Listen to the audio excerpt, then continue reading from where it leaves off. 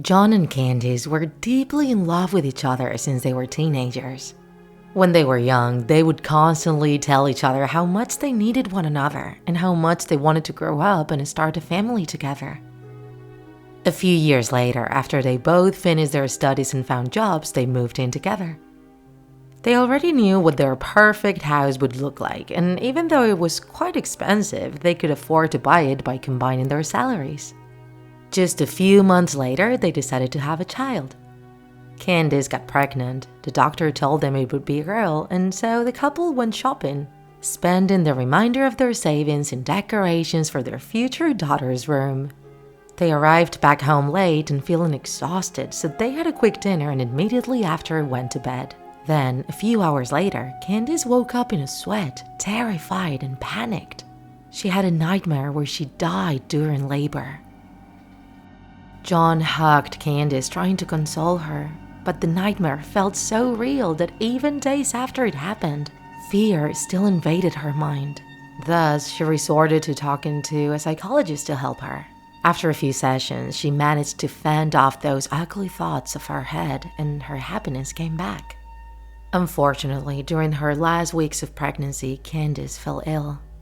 She started feeling weaker and weaker, and no matter how many tests they did on her at the hospital, the staff couldn't figure out what was wrong. Eventually, Candice had to be hospitalized. John would spend every night after work with her at the hospital, and he witnessed firsthand how her condition got progressively worse. The few times Candice talked, she said she did not want to die without seeing her daughter grow up. And when it seemed that Candice was getting better, she fell into a deep coma. She took a long time to wake up and would give birth pretty soon. She had nurses checking on her at all times in case she relapsed, even though she seemed to be recovering. And suddenly, one day, Candice felt a piercing pain in her belly. She was about to give birth. She had no strength left, not even to scream due to the pain.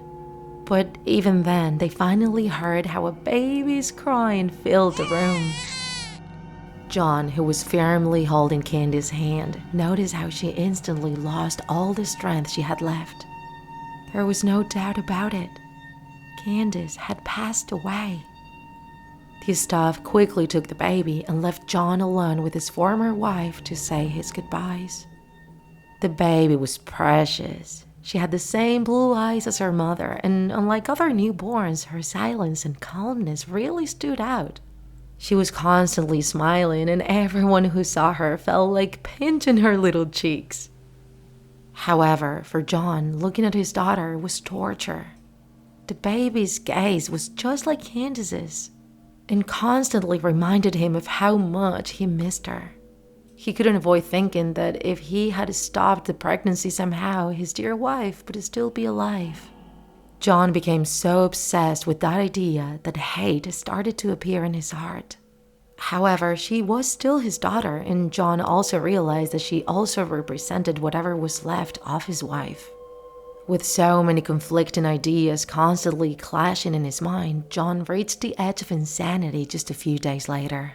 He decided that Candice would see her little daughter grow up one way or another. Thus, one night, he put on a mask, grabbed a shovel, and drove to the graveyard. Once there, he knelt in front of his wife's grave, and after asking God for forgiveness, he started to dig. After a while of digging, the shovel hit something hard, the lid of the coffin.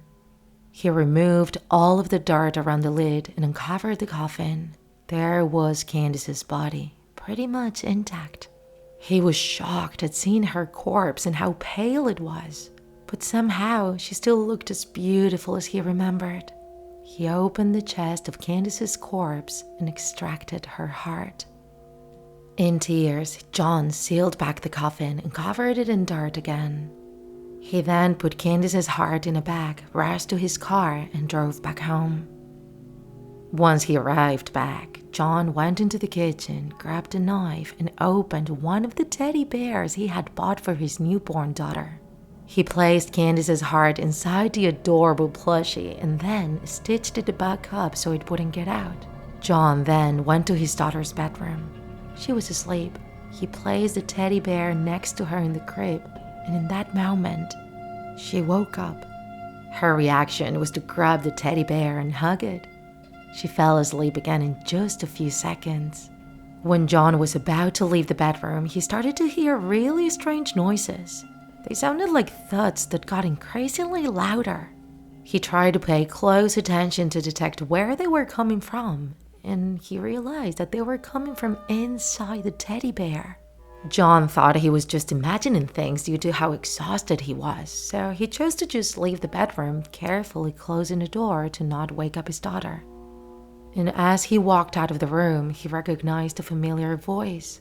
It was Candice's voice singing a lullaby. John quickly turned around, went back into his daughter's bedroom, and what he witnessed froze him in shock. His daughter was being embraced by some sort of creature with the shape of a woman, but made entirely of what seemed to be veins.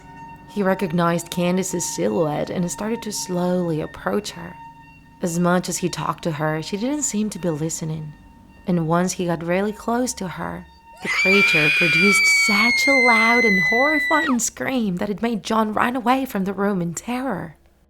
The bedroom's door then slammed shut on its own, and John heard a metallic sound behind, indicating that someone had locked the door. He tackled the door many times as hard as he could, trying to knock it down, but gave up once he realized it was futile. John once again heard Candice's sweet voice singing a lullaby inside the room. He convinced himself he was delirious, and as he walked into his own bathroom, he lost consciousness and fainted.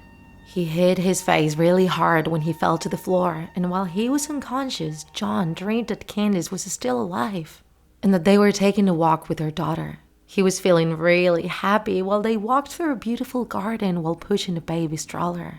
However, all of a sudden, the baby started crying more and more loudly, until Candice, in a fit of rage, cruelly killed her daughter by tearing out her little heart with her bare hand.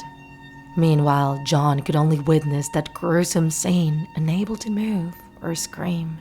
He woke up from that nightmare and noticed a warm liquid on his face. He opened his eyes, got up, and saw it was a red liquid.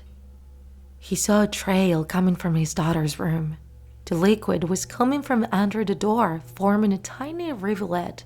John went again to his daughter's bedroom, still dazed and not understanding what was happening. He grabbed the doorknob and managed to open the door easily.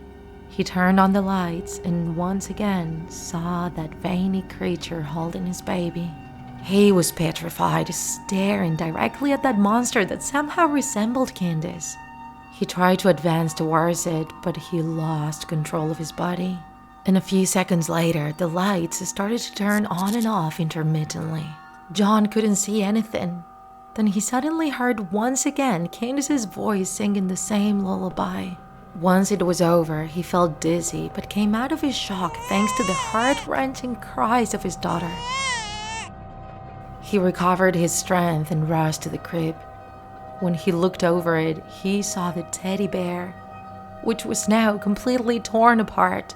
The baby's crib was covered in blood, but there was no sign of his daughter nor Candice's heart.